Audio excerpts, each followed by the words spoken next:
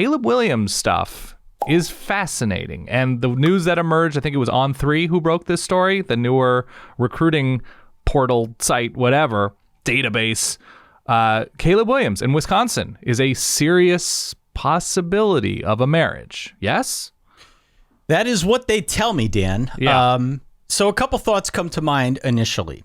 Mm-hmm. The first thing that comes to mind, big-time transfer quarterback to Wisconsin, Russell Wilson. Yeah, about a decade ago.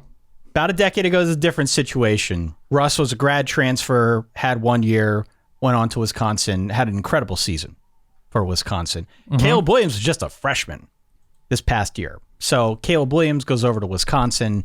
Presumably he's got 2 more years of being a starting quarterback at the very least to hone his craft and then eventually get to the NFL. The second thought that comes to mind, though, outside of the Russ connection, is the fact that it was either Caleb Williams or his dad, or maybe both, who proclaimed that the main reason they were doing this was to elevate his pro prospects. Right. It's been a long time since Russ Wilson passed through Madison, Wisconsin. And the Wisconsin offense does not strike me, at least on the surface, as one that would be a pro football factory, let's say, at this juncture. They've struggled to a large extent at quarterback. It's been a different system for quarterbacks over the years, and certainly not one that's elevating you to any kind of superstardom. So from that standpoint, I'm quite curious as to why he might want to make that move. So there is a connection. So Bobby Ingram, who you may remember, is a candidate for the offensive coordinator job. He's, I think, coming over from the NFL, a tight ends coach from the Ravens is what I saw. So he coached with Paul Chryst at Pitt. He coached receivers. And he is a candidate for the offensive coordinator job. His son plays for Wisconsin, I think a corner. And so there is a connection of saying, okay, I know the coordinator. I'm familiar with his son, who played together in high school, I believe. And I will be playing behind an offensive line that presumably will improve from where they were last season, which was largely good. I'll have what appears to be future Big Ten, if not beyond star, next to me in the backfield, attracting attention.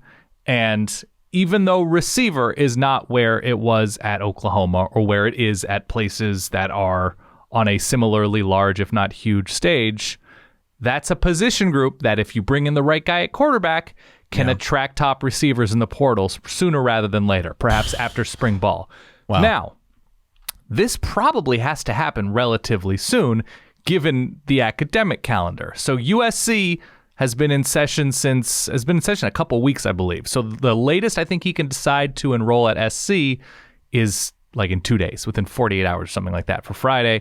And the latest I think I saw it on Andy Staples' feed. I want to credit this correctly. The latest he could enroll at Wisconsin would be early February 3rd or 4th, something like that. So a decision is incoming if it's one of those two schools. He would play huge games against schools like Michigan, Ohio State, Penn State, Wisconsin itself, Michigan State, Wisconsin itself, a major program. So on the surface, it seems unlikely because of where Wisconsin's offense has been these past couple of years. Like, why wouldn't you want a turnkey situation? Yeah. The problem is a lot of those turnkey situations have quarterbacks. Yeah, and that's the thing, right? That's the thing. That's sort of what I keep coming back to. What happens if he doesn't go to SC?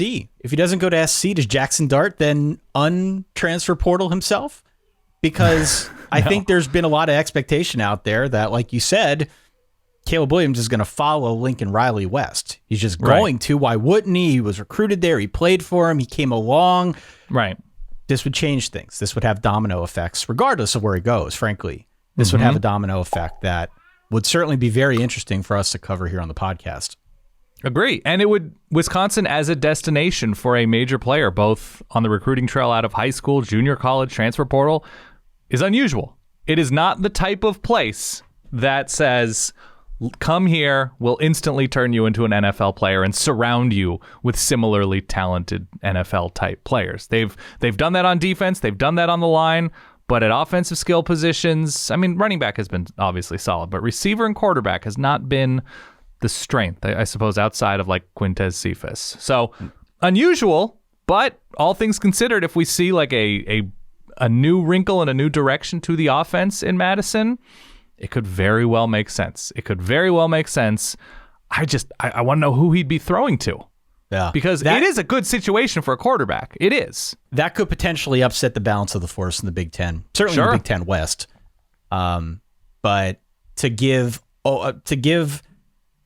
Wisconsin that added pop at quarterback, you know, they thought maybe they were going to get that with Graham Mertz. They haven't.